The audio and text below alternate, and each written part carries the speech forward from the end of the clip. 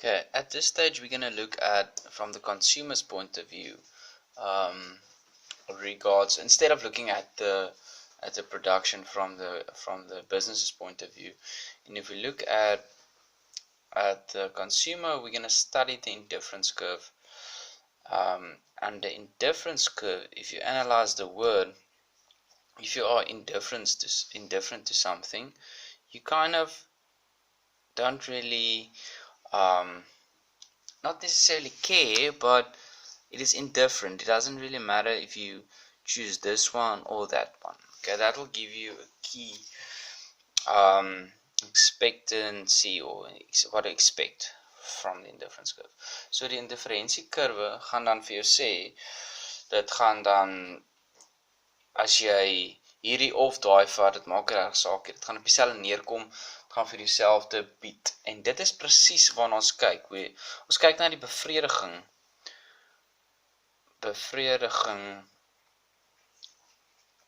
van verbruikers. We look at the satisfaction of the consumer.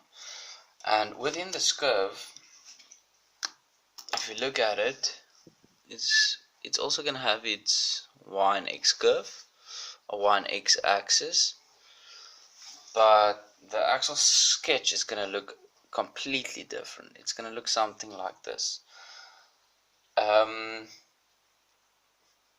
Again, it's going to refer to my different products. So let's say my product 1 and my product 2. And we're still going to have different points on the graph. We're going to have, let's say, A, B, C, whatever. Being indifferent, it doesn't really matter if you select A, B, C. Remember, this is now a combination. If you have this amount of product 1, you'll have this amount of product 2. Already you can see if you have a lot of one, you have little of the other. So it's kind of that exchange thing again.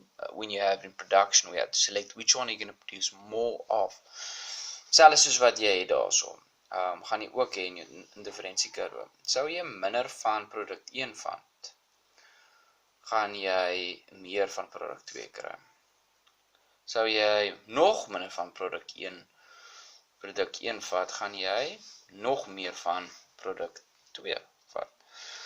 So this is kind of that exchange that we have in regards to satisfaction. But we have to realize that in an indifference curve, A equals B equals C regards to my satisfaction.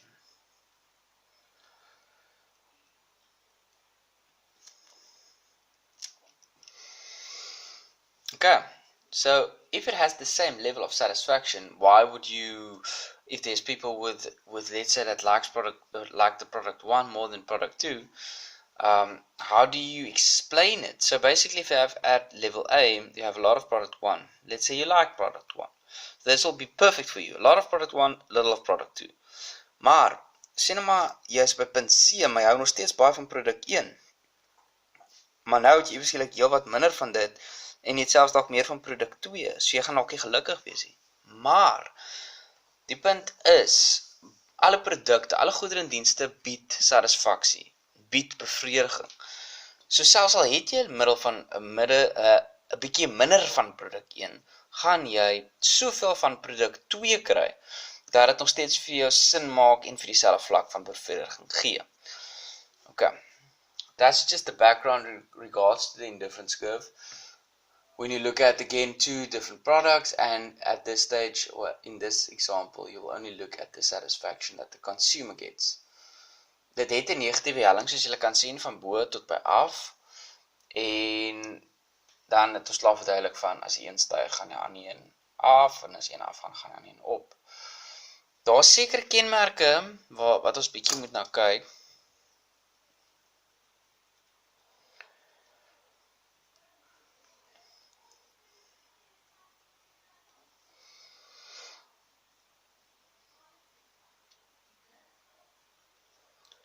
There's certain characteristics of the indifference curve.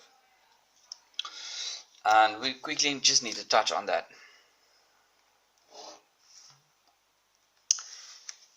The first characteristics is that it got a negative gradient.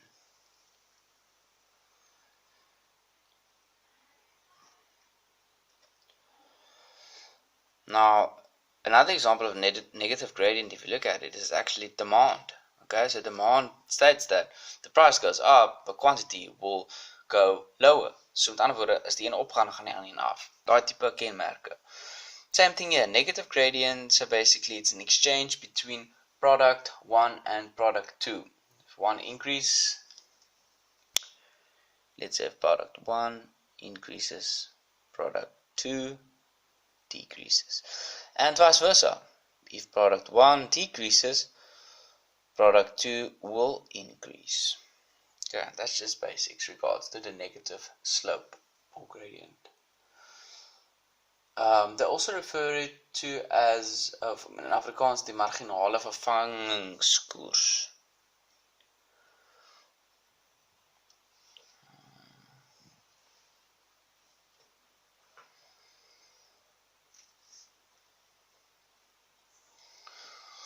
Okay, so die marginale vervangingskoers gaan hulle ook dan na verwys, as ons kyk na die Engels, then they will speak of the marginal rate of satisfaction.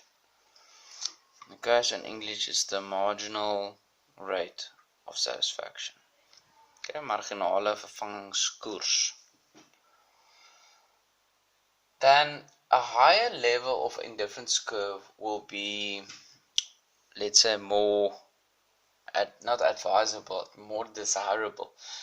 So a hoër